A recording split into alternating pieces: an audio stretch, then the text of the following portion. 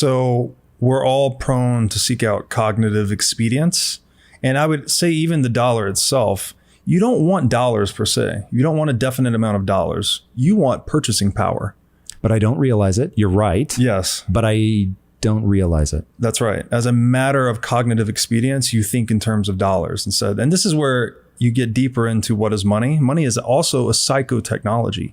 It's like literacy or numeracy. It's a software implementation we put into our brain. We use it to communicate, negotiate, plan.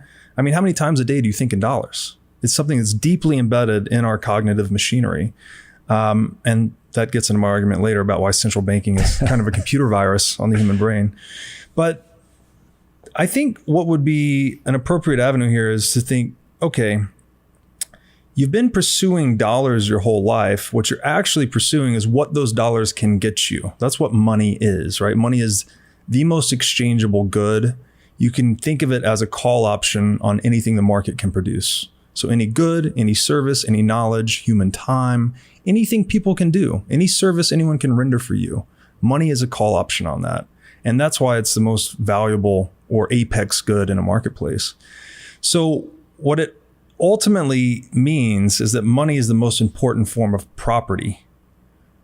So what we're all really after, all of our businesses, our lifestyles, our governments, these are property strategies, if you will. These are ways to reach consensus on property, to distribute property in an equitable way, in a way that we all determine to be fair, right? Fair and equitable.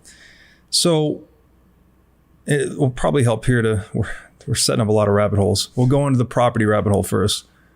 We typically think property is the house, the car, the stock, whatever. That's not what property is. Property is a relationship. It's an exclusively acknowledged relationship between the owner and the asset, right? The fact that you own this house and no one else can come into it. If they did, you have recourse to the government, right? The apparatus of compulsion and coercion. You can call the police force and say, hey, this guy is violating my property. Please remove him. That is the foundation of civilization. When we can go and take our most personal form of property, which is ourselves, right? And this is something we're talking offline, self-ownership.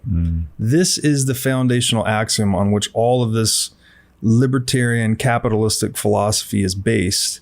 You own yourself. Only you can move your arm. Only you can move your leg, right? You can't even sell that property. You can't trade away your consciousness or your willpower to anyone else. You own it and it's inalienable, cannot be traded away.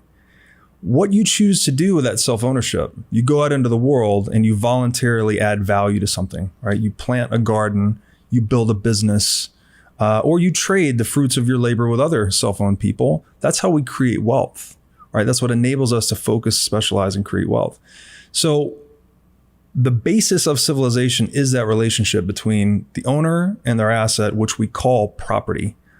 Money is just a reflection of the wealth in the world, right? The property that we have created through this capitalistic process.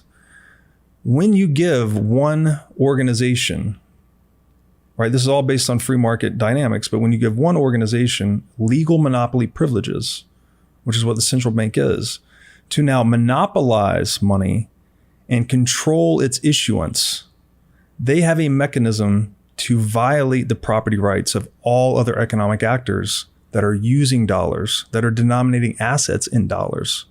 So this is something that's so fundamental that it contradicts the premise of self-ownership when we give power away to a single institution that can arbitrarily, at a political whim, choose to violate the relationships of all economic actors using that money.